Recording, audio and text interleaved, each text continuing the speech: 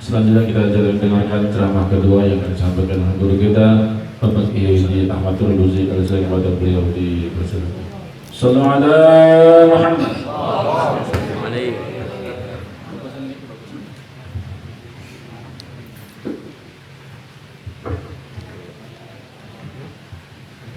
Bismillahirrahmanirrahim. Assalamualaikum warahmatullahi wabarakatuh.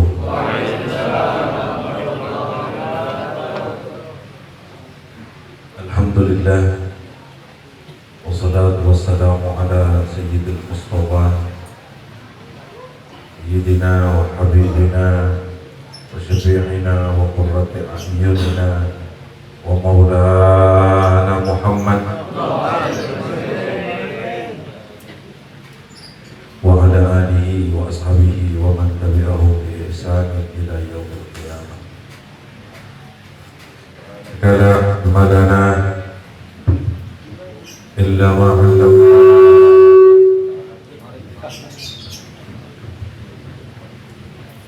Rabbi shrah li sadri wa yassir li amri wahlul 'uqdatam min lisani yafqahu qawli. Rabbana atina min ladunka rahmatan wa hayyi' lana min amrina rasyada. Bersama-sama kita hormati sahibul bait. Pada kesempatan ini mengundang saya dari beberapa hari yang lalu, orang tua kita Bapak Haji Sahroni besertanya Haji. Mudah-mudahan beliau dan keluarganya Allah panjangkan umurnya, Allah sehatkan badannya, dan Allah berkata apapun jenis usaha baiknya, amin ya rabbal. Yang saya hormati, saya cintai, dan yang wajib kita cintai, satu dari keturunan Nabi kita Muhammad SAW, yang seringkali saya sampaikan bahwa apapun status sosial, kalau memang masih punya ikatan dengan Sayyidina Muhammad, ada sebuah kewajiban dan keharusan untuk kita mencintai, menghormati, dan memuliakan. Jangan lihat beliaunya, tapi lihatlah kakek beliau. Jangan pandang apa amaliyahnya, tapi pandang siapa kakek. Walau la Sayyidina Muhammad. Kalau bukan karena Rasulullah, demi Allah kita tidak akan pernah bisa duduk di kursi setiap minggu. Kalau bukan karena jasa Rasulullah, kita tidak akan pernah bisa baca Al-Quran. Kalau bukan karena jasa Sayyidina Muhammad, mungkin orang Indonesia ini semuanya Buddha, semuanya Hindu, menyembah berhala. Tapi karena jasa Sayyidina Muhammad, jasa para keturunannya, jasa para sahabat, jasa para ulama-ulama, jasa orang-orang Arab yang sampai ke negara kita. Dan itu tidak bisa dinafikan secara sejarah. Maka yang saya cintai, wajib kita cintai Habib Muhammad SAW. Mudah-mudahan Allah panjangkan umur beliau, disehatkan, dan mudah-mudahan usahanya juga Allah berkahkan. Guru saya dan guru kita semuanya, Kiai Haji Ubaidillah Abdul Jalil, Ketua Persila Kiai Haji Wasqaili, asatizah muallimin, para guru, para asatizah yang saya tidak bisa sebutkan namanya, mudah-mudahan tidak mengurangi hormat saya, ta'zim saya kepada seluruh guru yang hadir pada kesempatan. Hadirin, para orang tua, bapak-bapak, abang-abang yang saya hormati dan dimuliakan. Ini haul dari beberapa orang tua yang tadi telah disebutkan. Mudah-mudahan apa yang Haji Sahroni Haji infakkan untuk acara ini, apa yang kita baca dari mulai zikir tahlil sampai salawat kepada Sayyidina Muhammad. Mudah-mudahan pahalanya Allah berikan kepada mereka dan Allah sampaikan kepada mereka. Amin. Amin ya Rabbal.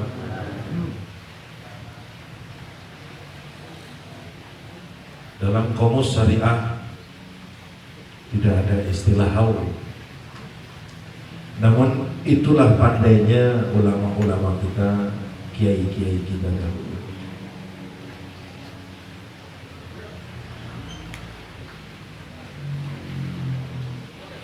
Dengan pengetahuan yang luar biasa dari mereka, akhirnya mereka adakan haul yang artinya mengulang.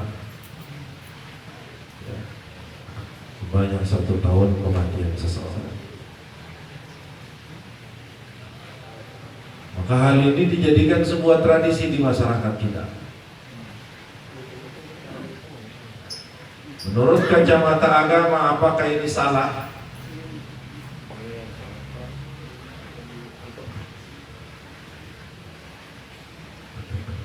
Apapun bentuk saran, emang bikin lucu, emang bikin masalah begini. Ya. Cek. Aduh. Maka apapun bentuk tradisi dengan kaidah tidak bertentangan dengan Al-Quran dan Sunnah, maka ada mustahsan, tradisi tersebut boleh dilaksanakan. Maka dijadikan sebuah kaidah fikih. Al-adah muhakkamah. Adat itu akan jadi dan boleh menjadi ketetapan hukum.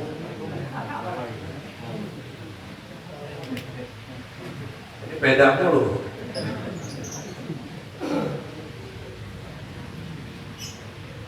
Namun bukan ini yang kita bahas.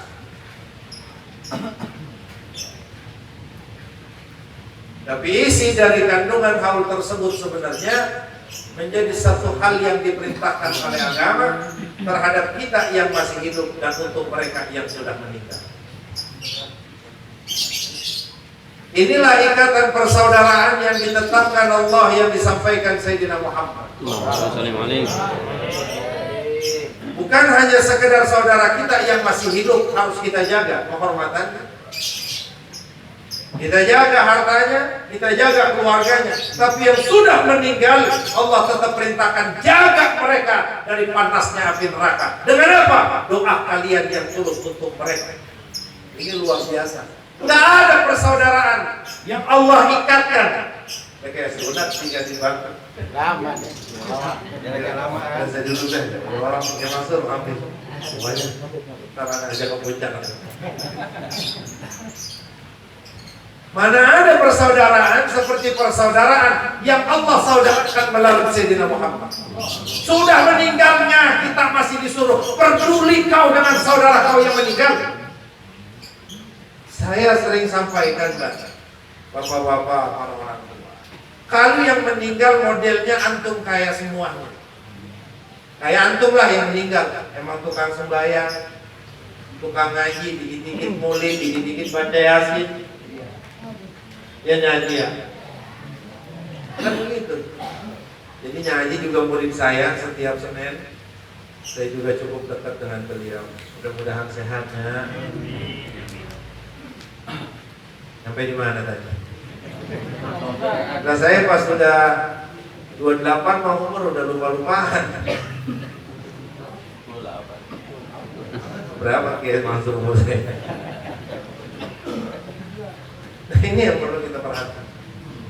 Kalau yang meninggalnya macam antum semuanya orang soleh, kenal musola, kenal masjid, kenal Al-Quran, bukan hanya sekenal Al-Quran, baca Al-Quran, baca sholawat, ngaji kemana-mana, itu gampang Pak. Insya Allah antum selamat semuanya. Nah permasalahannya bukan hanya antum yang jadi umat Sayyidina Muhammad, bukan hanya yang tukang ngaji yang jadi umat Sayyidina Muhammad, di pinggir sawah sana, imannya masih ada, masih la ilaha illallah Muhammadur Rasulullah, tapi kerjaannya mancing, kerjaannya judi, kerjaannya zina. Bagaimana kalau model mereka yang meninggal, Pak, sementara mereka masih statusnya umat Sayyidina Muhammad? Maka saya ulang, kalau model macamnya kayak antum semuanya, aman semuanya umat Sayyidina Muhammad. Amin. Nggak perlu didoain, insya Allah selamat. Amin. Tapi kalau yang bahasa tukang mancing, mancing iya, bayang kagak, nongkrong di pos ronda, ngopi aja. Udah begitu sama bini banyak banget ambeknya. Masih duit 15.000 pengen makan segala ikan gurame. Ya, sambil gendek lagi begitu. Nah, sekarang pikir aja logika, Pak. Kalau yang model seperti itu meninggal bagaimana? Kebijakan Allah sudah tidak akan pernah berubah. La tabdila li kalimatillah. Man thaqulat mawazinuhu fa huwa fi 'ishatin radiyah, wa amma man khaffat mawazinuhu fa ummuhu. Selesai. Timbang oleh Allah nanti di mizan. Mana yang paling berat? Kebaikannya berat, surga, selesai sudah. Keburukannya berat, neraka sudah. Ayo. Nah kalau model yang tukang mancing, ngaji kagak, sembahyang kagak, kenal sama guru kagak, giliran mati aja ke musola, ceburin kali. Cuman kan tetap umat Sayyidina Muhammad. Kenapa? Masih sahadat, masih ngakuin tidak ada Tuhan kecuali Allah, masih ngakuin Sayyidina Muhammad Rasulullah. Ini kan luar biasa dua kalimat ini. Kalau ini masih ada di hati seseorang, sebobrok apapun amal yang dilakukan tetap akan masuk surga. Ini jaminan dari Sayyidina Muhammad. Nah maka dari itu keinginan Rasulullah Allah tidak akan tolak. Sampai Allah katakan, wa inni la uksika bi ummatika abada ya Muhammad. Apa kata Allah dalam sebuah hadis qudsi? Aku tidak akan menyakiti kau ya Muhammad selama-lamanya dalam urusan umat kau. Memang apa urusan Sayyidina Muhammad dengan umatnya? Rasulullah SAW menyimpan satu doa kelak nanti di hari kiamat, syafaatan li ummati yaumal qiyamah. Karena ada doa yang disembunyikan Sayyidina Muhammad di akhirat nanti. Untuk apa? Menolong umatnya agar bisa masuk surga. Coba kalau yang masa bayang kagak, ngaji kagak, ngomongin orang iya, mancing ngongkong. Ayo, meninggal yang model begitu repot. Makanya apa? Sayangnya Allah luar biasa kepada Sayyidina Muhammad. Sayangnya Sayyidina Muhammad luar biasa kepada kita, sehingga syariatnya Allah tetapkan melalui Sayyidina Muhammad. Bukan hanya yang hidup kau perbaiki, bukan hanya yang hidup kau hormati, bukan hanya yang hidup kau sayangi, tapi sayangilah mereka orang-orang dari umat Sayyidina Muhammad yang masih mukmin, ya enggak, dengan kita mendoakan mereka. Inilah alasannya haul diadakan sampai pagi ini. Nah, maka kalau mazhab Imam Syafi'i, kalau khutbah Jumat kagak pakai doa lil mukminin, dianggap nggak sah khutbahnya. Walaupun mungkin ini berbeda dari imam-imam atau mazhab yang lain, tapi sepakat seluruh ulama bahwa mendoakan orang-orang mukmin laki-laki dan perempuan pada setiap khutbah itu termasuk bagian yang harus dilakukan. Mau wajib mau sunnah harus ada. Kenapa itu? Karena itu adalah bentuk sebuah loyalitas kita yang tinggi kepada mereka yang sudah meninggal dan minim amal untuk berhadapan dengan Allah. Maka dengan doa kita, Allahumma ighfir lil mu'minina wal mu'minat. Allah angkat itu, Allah ampunin. Walaupun dosanya besar, Allah nggak akan memerintahkan satu perintah kecuali itu manfaat buat kita dan manfaat buat yang kita doakan. Kalau Allah perintahkan, minta ampunlah kau buat saudara-saudara kau yang meninggal masih dalam keadaan mukmin, masih dalam keadaan beriman kepada Allah dan Rasulnya.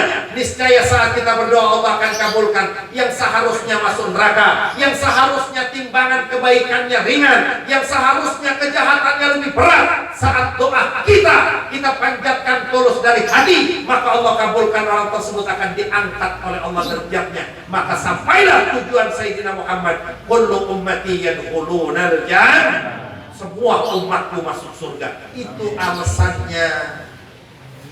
Jadi kalau kita doain orang, kita bagaimana lah, kita juga dapat. kita juga dapat. Cuman syaratnya yang kita doain orang mukmin. Ingetin. Berarti kalau bapak kita kafir nyampe enggak boleh, haram. Mak bapak kita musyrik enggak boleh. Mak bapak kita muslim tapi udah murtad tidak boleh didoakan. Maka lihat bahasa Al-Quran, mukminina wal mukminat. Karena kenapa saya harus katakan begini? Zaman sekarang di Indonesia banyak banget muslim, namanya muslim, identitasnya muslim, akidahnya kafir. Loh kok bisa begitu Ji? Sekarang bagaimana nggak murtad kalau dia kritik syariat Sayyidina Muhammad? Woi, ngantuk apa paham? Siap. Sekarang saya tanya, ini kan guru semuanya ini.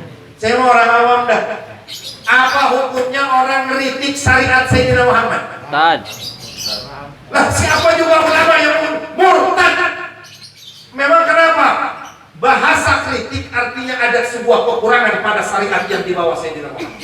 Sementara ketetapan Allah yang disepakati oleh seluruh ulama ahli sunnah, syariat yang Allah titipkan kepada Sayyidina Muhammad untuk disampaikan itu sifatnya dan sudah distempel oleh Allah.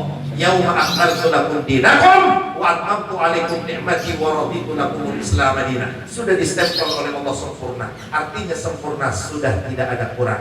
Artinya tidak kurang, tidak ada yang harus dikritisi. Kalau ada manusia, Islam agamanya, Islam identitasnya, mengkritik syariat, murtad, namanya Islam. Tapi saat kita doakan, Allahumma ighfir lil mu'minina wal mu'minat, manusia-manusia seperti itu tidak akan Allah masukkan. Kenapa? Ya betul namanya Islam, ya betul KTP-nya Islam, tapi akidahnya sudah bukan Islam. Hati-hatilah di akhir zaman. Banyak nggak yang kritik syariat? Banyak. Oi, Banyak. banyak nggak yang kritik syariat? Banyak. Banyak yang sedikit menyepelekan syariat. Banyak. Banyaknya yang bilang apa sih syariat? Pak Bang, syariat itu ajaran, bimbingan, pedoman yang dibawa Sayyidina Muhammad. Itu kira-kira salah apa benar? Benar. Salah apa benar? Benar. Loh, kalau benar kita kritik, kita bilang nggak benar, kurang, apa kira-kira tuh orang? Murtad, keluar dari agama. Kalau yang model begitu tuh, kalau kita lagi doa, Allahumma ighfir lil mu'minina wal mu'minat, nggak masuk mereka. Masukkan tukang mancing, main gaplek, judi, masuk itu. lagi megang joran begini nih. Gua mah kalau Nabi Muhammad pakai diomel-omelin gitu, pakai diomong-omongin, gua mampusin tuh orang sembahyang kagak. Itu masih beriman. Itu kalau mati nanti kita sembayangin di musola atau di masjid, nanti giliran kita doa setiap khutbah Jumat dia masuk. Kenapa? Masih beriman. Mendingan yang begitu Pak.